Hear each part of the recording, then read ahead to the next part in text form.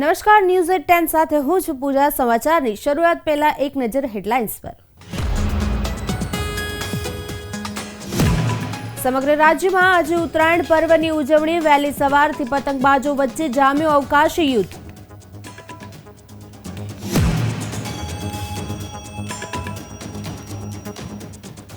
કેન્દ્રીય ગૃહમંત્રી અમિત શાહ ગુજરાતમાં કરશે ઉત્તરાયણની ઉજવણી. વેજલપુર, સાબરમતી, ગાંધીનગર, ઉત્તર વિધાનસભાની લેશે મુલાકાત.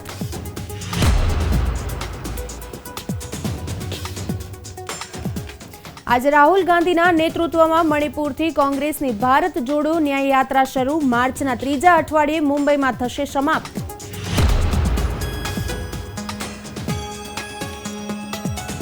શિયાળામાં રાજ્યમાં પહેલીવાર કોલ્ડવેવની આગાહી. 5 ડિગ્રી સાથે નલિયા રાજ્યનું સૌથી ઠંડુ શહેર.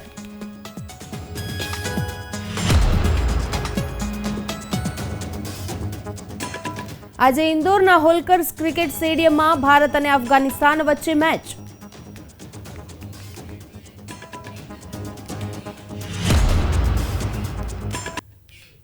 વાત કરીએ પતંગોત્સવ. સમગ્ર રાજ્યમાં ઉત્તરાયણ પર્વની ઉજવણી થઈ રહી છે, ત્યારે લોકો વહેલી સવારથી જ ધાબા પર ચડી રંગબેરંગી પતંગો ચગાવી ઉત્તરાયણની મજા માણી રહ્યા છે. ત્યારે વડાપ્રધાન નરેન્દ્ર મોદીએ દેશવાસીઓને ઉત્તરાયણ પર્વની શુભકામનાઓ પાઠવી હતી. તેમણે કહ્યું કે ઉત્તરાયણ પર્વનું દરેક લોકોના જીવનમાં નવા દ્વાર ખોલે. તેમજ મુખ્યમંત્રી ભૂપેન્દ્ર પટેલ અને CR પાટીલે પણ જનતાને શુભેચ્છા પાઠવી હતી. કેન્દ્રીય ગૃહમંત્રી અમિત શાહ ગુજરાતના પ્રવાસે છે, ત્યારે આજે અમદાવાદમાં આવેલ જગન્નાથ મંદિરમાં પરિવારજન સાથે દર્શનાર્થે જશે. ત્યારબાદ પાર્ટીના કાર્યકરો અને પરિવારજનો સાથે ઉત્તરાયણની મજા પણ માણશે. અમિત શાહ સવારે જમાલપુર જગન્નાથજીના દર્શન કર્યા બાદ વેજલપુરમાં ઉત્તરાયણની મજા માણવા માટે પહોંચશે. ત્યારબાદ સાંજે ચાંદલોડિયા ખાતે આવેલા શાયોના સિટી 4 રસ્તા પાસે પ્રમુખનગરમાં પણ લોકોની સાથે ઉત્તરાયણની મજા માણશે.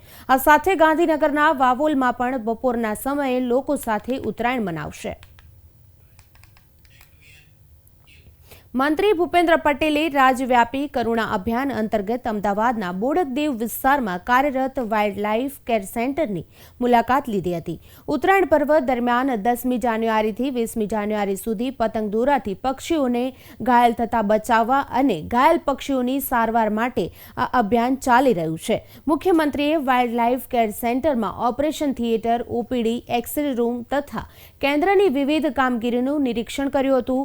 આ ઉપરાંત તેમને વન્યપ્રાણી ફોટોગ્રાફ એક્ઝિબિશનની પણ મુલાકાત લીધી હતી. વન વિભાગના અગ્ર મુખ્ય વનરક્ષક તેમજ chief wildlife warden Nityanand Shrivastava મુખ્યમંત્રી સાથે હાજર રહ્યા. આજે કોંગ્રેસની ભારત જોડો ન્યાય યાત્રા શરૂ થવા જઈ રહી છે. આજે મણિપુરથી કોંગ્રેસના પૂર્વ અધ્યક્ષ અને સાંસદ રાહુલ ગાંધીના નેતૃત્વમાં ભારત જોડો ન્યાય યાત્રા શરૂ થશે. મણિપુરના થોબલ જિલ્લાના ખોંગજોમ વિસ્તારના એક મેદાનથી યાત્રાને લીલી ઝંડી બતાવવામાં આવશે. આ દરમિયાન રાહુલ ગાંધી સાથે કોંગ્રેસ અધ્યક્ષ મલ્લિકાર્જુન ખડગે સહિતના અન્ય મોટા નેતાઓ પણ હાજર રહેશે. So whether this is going to have a literal impact or not, it's really, to my mind, not the primary consideration. It's a political yatra. It's a yatra by a political party. It's an ideological yatra, but it's not an electoral yatra. It is derived from the first line of the preamble of the Indian Constitution, which assures to all people of India justice. There were 4 pillars of the preamble: justice, equality, fraternity, liberty, equality and fraternity. Now, much of the Bharat Jodo Yatra had to do with liberty, equality, fraternity. But now we are focusing on the first pillar, which is mentioned in the very first line of the preamble, which is justice, which is economic justice, social justice and political justice. શિયાળામાં પહેલીવાર કોલ્ડવેવની આગાહી સામે આવી છે, જેમાં 5 degree સાથે નલિયા રાજ્યનું સૌથી ઠંડુ શહેર બન્યું છે. કંડલામાં 10 ડિગ્રી અને ડીસામાં 12 ડિગ્રી સાથે ભુજમાં 13 ડિગ્રી, રાજકોટમાં 14 ડિગ્રી તાપમાન રહ્યું છે, જેમાં કેશોદમાં 15 ડિગ્રી તાપમાન, ગાંધીનગરમાં 13 ડિગ્રી તાપમાન રહ્યું છે. અમદાવાદમાં 16 ડિગ્રી, પોરબંદરમાં 14 ડિગ્રી સાથે સુરેન્દ્રનગરમાં 14 ડિગ્રી, મહુવામાં 17 ડિગ્રી તાપમાન રહ્યું છે.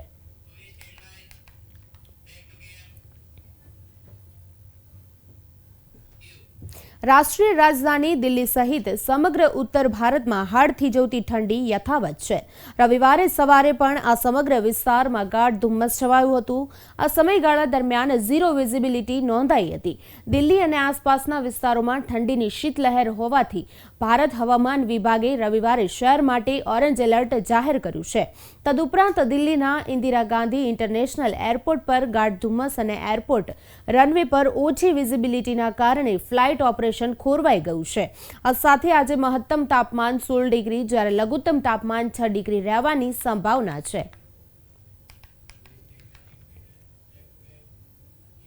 તમિલનાડુ રાજધાની ચેન્નઈમાં રવિવારે સવારે ધુમ્મસ છવાઈ ગયું હતું.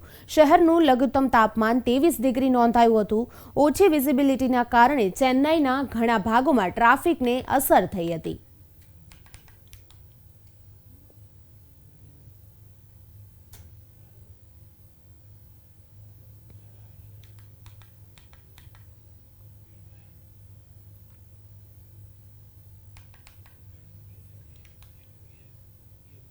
વાત કરીએ ઉત્તરાયણના.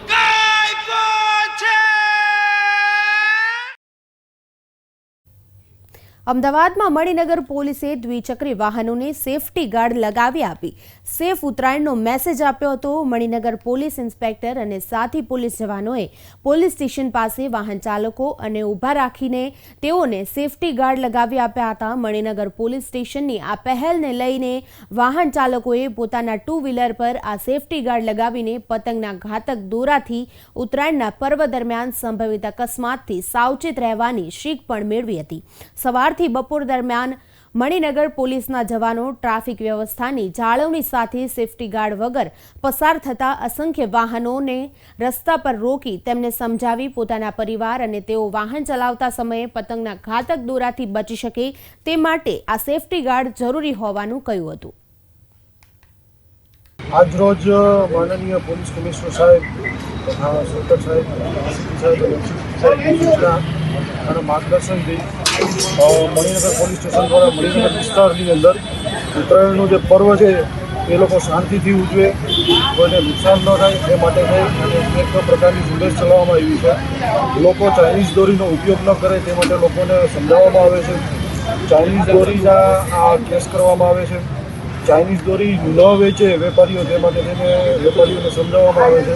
તદુપરાંત આજરોજ જે 2 વ્હીલર વાહનો છે તે 2 વ્હીલર વાહનોની આગળ એક સેફગાર્ડ લગાડવા માટેનો કાર્યક્રમ પણ આપણે રાખ્યો છે અને લગભગ 100થી વધુ લોકોના મોટરસાઇકલોની અંદર આપણે સેફગાર્ડ લગાડીએ અને એ લોકોને આપણે જાગૃતિ માટે કહી અને વાત કરેલી છે. આજે સેફગાર્ડ લગાવવામાં આવ્યા છે જેથી કરીને લોકોને નુકસાન થાય. ઉત્તરાયણના તહેવારમાં લોકોની મજા સાથે પક્ષીઓ માટે આ તહેવાર સજારૂપ બનતો હોય છે, કારણ કે પતંગની પાકી દોરીઓને કારણે આકાશમાં ઉડતા પક્ષીઓ દોરીને કારણે ઈજાગ્રસ્ત થતા હોય છે.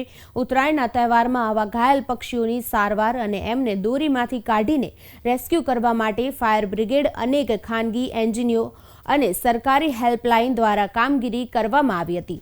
અમદાવાદમાં સૌથી વધુ કબૂતરના રેસ્ક્યુ અને સારવાર કરવામાં આવી હતી. ઘાયલ પક્ષીનું સૌપ્રથમ ઓપીડીમાં ચકાસણી બાદ જરૂર જણાય તો સર્જરી માટે પણ ટીમ તૈનાત કરાઈ છે. સર્જરી માટે 30 ઓટી ટેબલ બનાવાયા છે, જેમાં 60 ડોક્ટર્સની ટીમ હાજર છે. ઓપરેશન પછી જરૂર પડે તો પક્ષીઓને રાખવા આઈસીયુની પણ વ્યવસ્થા કરાઈ છે. જીવદયા ચેરિટેબલ ટ્રસ્ટમાં આ વ્યવસ્થા કરવામાં આવી છે. જનકભાઈ, અહીંયા પક્ષીઓ માટેની હાલ સેવા શરૂ કરવામાં આવી છે. કેટલા વર્ષોથી આ સેવાકીય પ્રવૃત્તિ ચાલી રહી છે? કિંજલ મેમ, જીવદયા ચેરિટેબલ ટ્રસ્ટ 2007માં જ્યારે શરૂ થયું ત્યારે ફક્ત 3 જણાથી શરૂ થયું હતું અને આજે તો સંસ્થા ગુજરાતની સૌથી મોટી એનજીઓ કે જે બિન માલિકીના પશુ પક્ષીઓને ટ્રીટ કરે છે આજે 3 મોબાઈલ વેન સાથે અમે પશ્ચિમ અમદાવાદમાં બધી જગ્યાએ જઈને ત્યાંના લોકલ જે એનિમલ્સ ઘાયલ થયેલા હોય એની ટ્રીટમેન્ટ અમે કરતા હોઈએ છીએ. અને 365 દિવસ ચાલતી આ સંસ્થા જીવદયા પાંજરાપોળ કેમ્પસમાં આવેલી છે. ત્યાં અમે રોજ જે ઓપીડી એટલે કેટ, ડોગ, બર્ડ્સ બધાની ઓપીડી સતત અમારે ત્યાં ચાલતી હોય છે. એટલે 365 દિવસ ચાલતી એક NGO છે, હોસ્પિટલ છે. અને અમે તમામ અદ્યતન સાધન સામગ્રી સાથે એ લોકોને ટ્રીટ કરતા હોઈએ છીએ. અને આજ દિન સુધી કહું તો અમે લોકોએ લગભગ 17,000 પશુ પક્ષીઓને ટ્રીટ કરીએ એ રીતની અમે લોકોએ ટ્રીટમેન્ટ આપેલી છે. એટલે એ જીવદયા ટ્રસ્ટ દ્વારા અમદાવાદમાં જે અબોલ જીવો છે તેમની જે સારવાર માટે જે અલગ અલગ વોર્ડ છે તે બનાવવામાં આવ્યા છે. અને લોકોને પણ એક અપીલ કરાઈ રહી છે કે તમે ભલે મજા કરો પરંતુ પશુ પક્ષીઓનું પણ એટલું જ ધ્યાન રાખવું જોઈએ કે તમારી મજા કોઈની માટે સજા ના બની જાય. કેમેરા પર્સન જીતેન્દ્ર પટેલ સાથે કિંજલ બોરીસા, પ્રવેગ ન્યૂઝ, અમદાવાદ. ઉત્તરાયણના પર્વની લોકો ઉજવણીઓ કરતા હોય છે, તેના જ કારણે ક્યાંક લોકો દુર્ઘટનાનો શિકાર થતા હોય છે. સાથે જ આ ઉત્તરાયણમાં ગળામાં દોરી કસાવાથી કેટલીક વાર ગળું કપાઈ જવાથી મોત પણ થઈ શકે છે. આ જ મુદ્દે પ્રવેગ ટીવી સાથે અસારવા સિવિલ હોસ્પિટલના સુપ્રિન્ટેન્ડન્ટ ડોક્ટર રાકેશ જોશીએ ખાસ વાતચીત કરી હતી. ઉત્તરાયણનું પર્વ છે ત્યારે ઉત્તરાયણના પર્વમાં કેટલીક એવી સાવચેતી ન રાખવાથી ઘટનાઓ બનતી હોય છે. ત્યારે આપણી સાથે અસારવા સિવિલ હોસ્પિટલના સુપ્રિન્ટેન્ડન્ટ ડૉક્ટર રાકેશ જોશી જોડાયા છે. તેમની સાથે જ વાત કરીશું. સર, શું કહેશો, ઉત્તરાયણનો પર્વ છે ત્યારે કેટલા પ્રકારની તકેદારી રાખવી જોઈએ? કારણ કે કેટલાક એવા બનાવો પણ બનતા હોય છે ધાબાથી પડી જવાના. શું ધ્યાન રાખવું જોઈએ? હું એમ કહીશ કે ઉત્તરાયણ પણ એટલો જ ઇમ્પોર્ટન્ટ પર્વ છે જેને આપણા સૌ લોકો ખૂબ જ ઉત્સાહથી ઉજવતા હોય છે. પરંતુ ઉત્તરાયણ સાથે જે ઇન્જરીઝ જોડાયેલી છે, ખાસ કરીને કહેવા જઈશ કે ઉત્તરાયણના સમયમાં એટલે કે આજથી 13 તારીખથી માંડી અને 15 તારીખ સુધી રોડ ટ્રાફિક એક્સિડન્ટના કેસીસ આવી શકે છે. દોરી વડે ગળું કપાય અથવા દોરી વડે થતી ઇન્જરી અથવા દોરીના લીધે થતા એક્સિડન્ટ, બાળકો, નાના બાળકો જે પતંગ લૂંટવા માટે દોડાદોડી કરતા હોય છે અથવા જે સેફ્ટીવાળા ગાર્ડ વગરના જે ધાબાઓ છે ત્યાંથી બાળકો નીચે પણ પડી શકે. એના સિવાય ટ્રાવેલિંગ વધવાથી પણ રોડ ટ્રાફિક એક્સિડન્ટ થાય. એટલે કે આવી બધી ઇન્જરી થવાના ખૂબ ચાન્સ હોય છે. હું આપ સૌને ટીવીના માધ્યમથી એટલું જણાવીશ કે ખૂબ સારી રીતે ઉત્સાહથી પર્વ મનાવજો, પરંતુ કાળજી પણ રાખજો, સાવચેતી પણ રાખજો. નાના બાળકોને ઇનફ માત્રામાં પતંગ લાવી આપજો જેથી કરીને એને લૂંટવા ન જવું પડે. ઘણી બધી વસ્તુ આપણે રોકી નથી શકતા, પરંતુ જ્યારે આપ ખુદ ડ્રાઈવ કરતા હોય, ટુ વ્હીલર ચલાવતા હોય તો ગળા પર મફલર કે એવું કંઈક વસ્તુ રાખજો. અત્યારે દોરી માટેના ઘણા ગાર્ડ પણ અવેલેબલ છે ટુ વ્હીલર માટે. બને ત્યાં સુધી 4 વ્હીલરમાં ટ્રાવેલિંગ કરવું. અને આપણે જ્યારે ચલાવતા હોય ત્યારે એ પણ ધ્યાન રાખવું કે કોઈ બાળકો દોડી તો નથી રહ્યા જેથી અનાયાસે એક્સિડન્ટ થાય. આવી સાવચેતી રાખશું. અને એની સાથે ઉત્તરાયણના દિવસો દરમિયાન પણ ખૂબ જ ધાબા પર પતંગ ચગાવતા હોય ત્યારે પણ ધ્યાન રાખશું જેથી કરીને નીચે પડી જવાના કિસ્સાઓ ન થાય. નાના બાળકો પગમાં આવી જાય, દોરીમાં વીંટાઈ જાય, આવી બધી નાની મોટી ઇન્જરી થતી હોય જેને આપણે સૌ ધ્યાન રાખશું તો એને બચાવી શકશું. સર, અસારવા સિવિલ હોસ્પિટલ એશિયાની સૌથી મોટી હોસ્પિટલ છે. જેટલા બી બનાવો બનતા હોય છે, પેશન્ટો અહીંયા સૌથી વધારે આવતા હોય છે. શું કહેશો, કેવું પ્રકારનું આયોજન છે દર્દીઓને પહોંચી વળવા માટે? આજથી માંડીને સોમવારની સાંજ સુધી એટલે કે ઉત્તરાયણના એક દિવસ આગળ અને વાસી ઉત્તરાયણ પૂરી થાય ત્યાં સુધી જેટલા જે મેં ઇન્જરીની વાત કરી એની સાથે કન્સર્ન ડિપાર્ટમેન્ટ, સૌથી મહત્ત્વનું કહીશ કે ENT department, neurosurgery, general surgery, orthopaedic, આ ડિપાર્ટમેન્ટને તૈયાર રાખવામાં આવે છે. એમ કે એવું કહીશ કે 24/7 ઇમરજન્સીમાં સારવાર અવેલેબલ તો હોય છે જ, પરંતુ આવા ખાસ કિસ્સાઓમાં એમને સારવાર તાત્કાલિક મળી રહે એની વ્યવસ્થા કરી દેવામાં આવી છે. જેટલા પણ કેસીસ આવશે આપણે એમને પહોંચી વળશું. પરંતુ સૌથી મહત્ત્વની વાત છે કે બધા જ લોકો જો સાવચેતી રાખશે તો આવી નાની મોટી ઇન્જરીથી આપણે પોતાને બચાવી શકશું. પણ સૌથી મહત્ત્વની વસ્તુ એ છે કે દોરીથી થતી ઇન્જરી અને મોટા ધાબા પરથી નીચે પડી જવાની, જેવું કહેવાય કે જીવલેણ ઇન્જરીથી બચવા માટે દરેક વ્યક્તિએ ખૂબ સાવધાની રાખવી પડશે. બિલકુલથી આપણે જે રીતે સિવિલ હોસ્પિટલના સુપ્રિન્ટેન્ડન્ટ ડૉક્ટર રાકેશ જોશી સાથે જે રીતે વાતચીત કરી તેમને પણ લોકોને અપીલ કરી છે કે તહેવારની ઉજવણી કરો પરંતુ સાવચેતી રાખવી જરૂરી છે અને ખાસ કરીને નાના બાળકોનું સૌથી વધારે તકેદારી રાખવી જોઈએ. સાથે જ જો કોઈ મેડિકલ ઇમરજન્સીના સૌથી વધુ કેસો સામે આવતા હોય છે જેને સિવિલ હોસ્પિટલ લાવવામાં આવશે તો તેને તાત્કાલિક સારવાર મળી રહે તે માટે 24 કલાક પણ તબીબો તૈનાત રાખવામાં આવશે. કેમેરામેન આકાશ સાથે માનસી પટેલ, પ્રવેગ ટીવી, અમદાવાદ. હાલ ડિજિટલ યુગ ચાલી રહ્યું છે જેમાં બાળકો ફોનમાં જ પ્રાણી અને પક્ષીઓને જુએ છે. બાળકો વાસ્તવિકમાં પશુ પંખીઓને જોતા નથી. બાળકોમાં પ્રાણી અને પક્ષીઓ પ્રત્યે પ્રેમ વધારવા માટે જીવદયા ટ્રસ્ટ દ્વારા 4 દિવસ અવેરનેસ કેમ્પ શરૂ કરાયું છે જ્યાં આવી લોકો પશુ પંખીને અડી શકે અને તેના વિશે માહિતી મેળવી શકે. મોટી સંખ્યામાં મુલાકાતીઓ પોતાના બાળકોને લઈને આવી રહ્યા છે અને બાળકો પણ પ્રાણીઓ અને પંખીઓને જોઈને ખુશખુશાલ થઈ જતા હોય છે. હાલના આધુનિક જમાનામાં લોકો પોતાના ફોન અને ટીવીમાંથી બહાર નથી આવતા કારણ કે પોતાની આસપાસ કયા પક્ષીઓ અને પ્રાણીઓ છે તે તેમને ખબર જ નથી હોતી, જેને માટે થઈને જીવદયા ટ્રસ્ટ દ્વારા 4 દિવસ જે અવેરનેસ કેમ્પ છે તે શરૂ કરવામાં આવ્યો છે જ્યાં લોકો પોતાના બાળકો સાથે આવીને અલગ અલગ જે પ્રાણીઓ અને પક્ષીઓ અહીંયા રાખવામાં આવ્યા છે તેને ટચ કરી શકે, ફીલ કરી શકે, આ પ્રાણી કેવું હોય છે તે જોઈ શકે, તેની પ્રવૃત્તિઓ શું હોય છે, તેની દિનચર્યા શું હોય છે તે પણ જાણી શકે. અલગ અલગ પ્રાણીઓ વિશે બાળકોમાં એક માહિતીસભર જે કાર્યક્રમ છે તે રાખવામાં આવ્યો છે. 4 દિવસનો આ જે કેમ્પ છે તે શરૂ કરવામાં આવ્યો છે જ્યાં આજથી આ કેમ્પની શરૂઆત થઈ છે અને જેમાં મોટી સંખ્યામાં જે બાળકો છે તે અહીંયા આવી રહ્યા છે અને આ કેમ્પની અંદર સસલા, કાચબા, સમડી, કાગડા, પોપટ, તેની સાથે માછલી, આ તમામ જે નાના નાના પક્ષીઓ અને જે પ્રાણીઓ છે તેમને અહીંયા રાખવામાં આવ્યા છે, તેમના માળા બનાવવામાં આવ્યા છે. આ પક્ષીઓ કેવી રીતે રહે છે, તેમણે શું કરે છે તે તમામ જે માહિતી છે તે બાળકોને આપવામાં આવી રહી છે. તેમને ટચ કરાવવામાં આવી રહ્યું છે કે આ પક્ષીઓને જ્યારે બાળકો ટચ કરે ત્યારે તેમનું ટચ કેવું હોય છે તે તમામ જે ફિલિંગ છે તે અહીંયા આવીને જે બાળકો લઈ રહ્યા છે એક અલગ જ જે આનંદ હોય છે.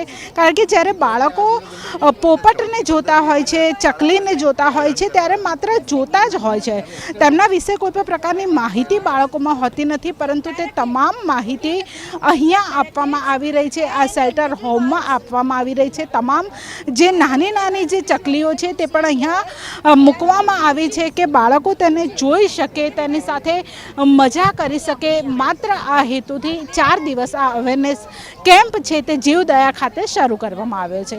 કેમેરા પર્સન જીતેન્દ્ર પટેલ સાથે કિંજલ બોરીસા, પ્રવેગ ન્યૂઝ, અમદાવાદ. હવે વાત કરીએ અયોધ્યા રામ મંદિર પ્રાણ પ્રતિષ્ઠા મહોત્સવની.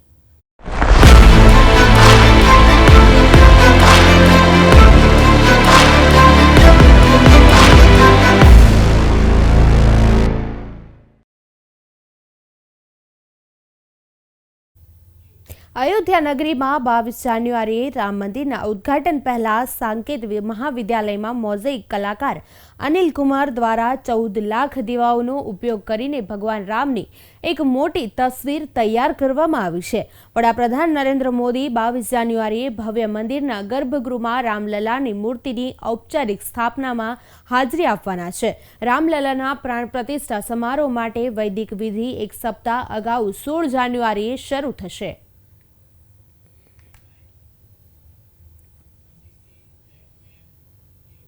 અયોધ્યા રામ મંદિર અભિષેક સમારોહની તૈયારી પૂરજોશમાં ચાલી રહી છે ત્યારે કેન્દ્રીય મંત્રી અશ્વિની વૈષ્ણવે રામ મંદિરના અભિષેક સમારોહ માટે આમંત્રણ કાર્ડનું ઓડિશાના બાલાસોરમાં વિતરણ કર્યું હતું.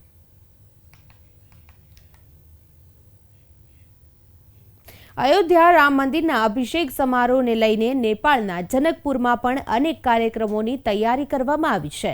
અનેક સાંસ્કૃતિક અને ધાર્મિક કાર્યક્રમોનું આયોજન કરવામાં આવ્યું છે જેને લઈને શ્રદ્ધાળુઓમાં પણ અનેક ઉત્સાહ જોવા મળી રહ્યો છે. નેપાળના જનકપુરને ભગવાન રામની પત્ની સીતાનું જન્મસ્થળ માનવામાં આવે છે.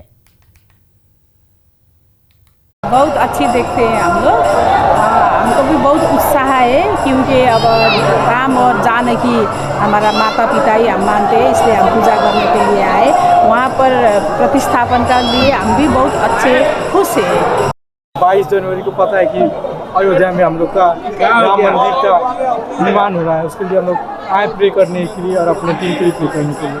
बहुत खुशी है और एकदम जनकपुर में भी एकदम खुशहाली छाई हुई है। हम बहुत ही खुश है इस प्रोग्राम के लिए और हम इसी प्रोग्राम का बेसब्री से इंतजार कर रहे हैं। અયોધ્યામાં પ્રાણ પ્રતિષ્ઠા સમારોહ માટે 45 ટન લાડુ બનાવવામાં આવી રહ્યા છે. વારાણસીના હલવાઈઓ લાડુ બનાવવાનું કામ કરી રહ્યા છે. પ્રખ્યાત સંત સ્વર્ગસ્થ દેવરા બાબા વતી લગભગ 1111 લાડુ પ્રસાદ તરીકે પીરસવામાં આવશે. આ લાડુ મંદિરમાં દર્શન કરવા આવનાર ભક્તોને આપવામાં આવશે. આ લાડુ એવી રીતે તૈયાર કરવામાં આવ્યા છે કે તે 3-4 મહિના સુધી બગડે નહીં. जितने भी वीआईपी लोग आएंगे उनको सबको ये प्रसाद रूप के अंदर दिया जाएगा। उनके लिए अपना ये बुक रहेगा, एक झोला रहेगा, एक राम नाम की चुंडी रहेगी, उसके अंदर एक मखाने की पोटली रहेगी, क्या लड्डू टिफिन का एक वो रहेगा, वो अपना वीआईपी लोगों को सबको दिया जाएगा। ये 1111 मन लड्डू है, उसका वेट होता है 4440 किलो वजन। अंदर लड्डू बनेंगे अपने 13,50,000 लड्डू। हम लोग को शुद्ध गाय का देसी घी का आयोजन किए हैं। हम लोग शुद्ध देसी गाय का घी है, जिसमें कि 1 किलो गाय का घी और 1 किलो बेसन और 1 किलो भूरा चीनी डालकर इसको लड्डू को हम लोग बनाते हैं। ये लड्डू समझ लीजिए कि हमारे संकट मोचन का बहुत प्रसिद्ध लड्डू है। અયોધ્યાના રામ મંદિરમાં અભિષેક સમારોહની તૈયારીઓ પૂરજોશમાં ચાલી રહી છે, ત્યારે મથુરાથી વિશેષ લાડુ અયોધ્યા મોકલવામાં આવશે. ભગવાન રામને ભોગ તરીકે અર્પણ કરવા માટે ખાસ બનાવેલા લાડુ આજે મથુરાથી મોકલવામાં આવશે. કેસર અને ડ્રાયફ્રૂટ્સ જેવા ઘટકોનો ઉપયોગ કરીને આ લાડુ બનાવવામાં આવ્યા છે. लड्डू गोपाल अपनी जन्मभूमि से रामलला के लिए स्वयं प्रेरणा देकर लड्डू भोग भेज रहे हैं। 15 जनवरी संक्रांति के दिन बड़ी मात्रा में ऋतु अनुकूल सामग्री से बनाए गए दिव्य लड्डू भोग भगवान श्री रामलला की जन्मभूमि पर आयोजित इस प्राण प्रतिष्ठा महोत्सव में नैवेद्य के रूप में भेजे जाएंगे। श्रद्धालुओं को भी यहाँ पर राजभोग प्रसाद, हलवा प्रसाद, खीर प्रसाद और लड्डू प्रसाद बड़ी मात्रा में वितरित किया जाएगा। ભોપાલમાં સિંધુ સેના નામના જૂથે ભગવાન રામના ફોટા નામ સાથે રામ મંદિરના ફોટાવાળી પતંગો વહેંચી. 22 જાન્યુઆરીએ અયોધ્યામાં અભિષેક સમારોહ પહેલા મકર સંક્રાંતિના તહેવાર પર ભોપાલના આકાશનું રામના ફોટાવાળી પતંગથી ભરાયેલું જોવા મળ્યું. શહેરના લોકો પતંગ લઈને સિંધુ સેનાના વિચારની પ્રશંસા કરતા જોવા મળ્યા હતા. अयोध्या में राम मंदिर बनकर तैयार हो चुका है। 22 तारीख को उसका उद्घाटन होने वाला है। इसके निमित्त पूरे देश का जो उत्साह है 7वें आसमान पर है। तो हमने यहाँ पर सिंधु सेना के माध्यम से राम मंदिर की आकृति की यहाँ पर पतंग प्रिंट करवाई है और यहाँ पर हम हज़ारों संख्या में पतंग वितरण करेंगे और पतंग उड़ाकर मिष्ठान वितरण कर राम नाम की जो राम मंदिर बनने जा रहा है उसकी शुभकामनाएं देंगे। सिंधु सेना के द्वारा इस चौराहे पर 2100 पतंगों का वितरण किया और हमने संकल्प लिया है कि मकर संक्रांति के अवसर पर इस पूरे भोपाल शहर के आसमान को इस जिस पर मंदिर है अयोध्या का उसको भोपाल के आसमान में उड़ाने का हम सब कार्यकर्ताओं ने संकल्प लिया है। पतंग लिए और धागा लिया है, राम जी का मंदिर बन गया है, बहुत अच्छा लगा है। मोदी जी ने किया है जो कुछ वो बहुत अच्छा किया है। અયોધ્યામાં રામ મંદિરનો પ્રાણ પ્રતિષ્ઠા મહોત્સવનો સમય નજીક આવતો જાય છે, તેમ તેમ સમગ્ર રાષ્ટ્ર રામમય બનતું જાય છે. જે સંદર્ભે સુરતના એક બાળ રામ ભક્તે પોતાના અનોખા અંદાજમાં રામ મંદિરના પ્રાણ પ્રતિષ્ઠા દિવસને દિવાળીની જેમ ઉજવવા અનોખી રીતે આમંત્રણ પાઠવી રહ્યો છે. આવો મળીએ બાળ રામ ભક્તને. વાંસળી વગાડી શંખનાદ કરતા આ બાળકનું નામ છે ઓમ ઓઝા અને હાલ તેણે રામ મંદિરની પ્રાણ પ્રતિષ્ઠાને લઈ લોકોને ઉજવણી કરવા માટેનું આમંત્રણ આપવાનું બીડું ઉપાડ્યું છે. પણ તેની આમંત્રણ પાઠવવાની રીત સૌ કોઈના મન મોહી લીધા છે. ઓમ ઓઝા આરએસએસના સ્વયંસેવકો સાથે છેલ્લા ઘણા સમયથી ઘરે ઘરે ફરી રહ્યો છે અને અત્યાર સુધીમાં 5000થી વધુ લોકોને અક્ષત ચોખા સાથે રામ મંદિરના પ્રતિષ્ઠાની ઉજવણી દિવાળીની જેમ કરવા આમંત્રણ આપી ચૂક્યો છે. હું ચપટી ચોખ્ખા આપું છું, ઘરે ઘરે જઈને વેણું સંભળાવું છું, પછી લીલું તોરણ બાંધવાનું. હું મેસેજ આપું છું રામજીનો કે તમારે ઘરે લીલું તોરણ બાંધવાનું, પછી 5 દીવડા પ્રગટાવવાના. ઓમના પિતા અમિત ઓઝા પણ આરએસએસના સ્વયંસેવક છે અને ઓમ જે વાંસળીની ધૂન ઉપર લોકોને આમંત્રણ આપે છે એ વાંસળી પણ તે આરએસએસના વર્ગમાં જ શીખ્યો છે. અને અત્યારે જો રામ મંદિર બની ગયું છે તો એને અવસર મળ્યો છે કે રામ મંદિરમાં ઘરે ઘરે આમંત્રણ દેવાનો પણ એને અવસર મળ્યો છે. એ ડબલ ખુશી છે. એનું કારણ એક જ છે કે નાનપણથી ભાવભક્તિમાં છે અને આરએસએસ સાથે જોઈન્ટ છે અને 5 વર્ષથી આરએસએસમાં જાય છે. રામચરિતમાનસની કથા શરૂ થાય ત્યારે અવશ્ય સિયા રામમય સબ જગ જાની તરખું પ્રણામ ચોરી જુગ પાય આ ચોપાઈ દરેક કથાકાર બોલતા હોય છે અને હવે જ્યારે રામલલ્લાની પ્રાણ પ્રતિષ્ઠા થવા જઈ રહી છે ત્યારે ચોક્કસપણે સમગ્ર રાષ્ટ્ર અને સૌ કોઈ રામમય બની ગયા છે. ત્યારે સુરતનો માત્ર 9 વર્ષનો ઓમ ઓઝા પણ તેમાંથી બાકાત નથી. બ્યુરો રિપોર્ટ પ્રવેગ ટીવી. હાલ સમાચારોમાં બસ આટલું જ. મને આપશો રજા. નમસ્કાર.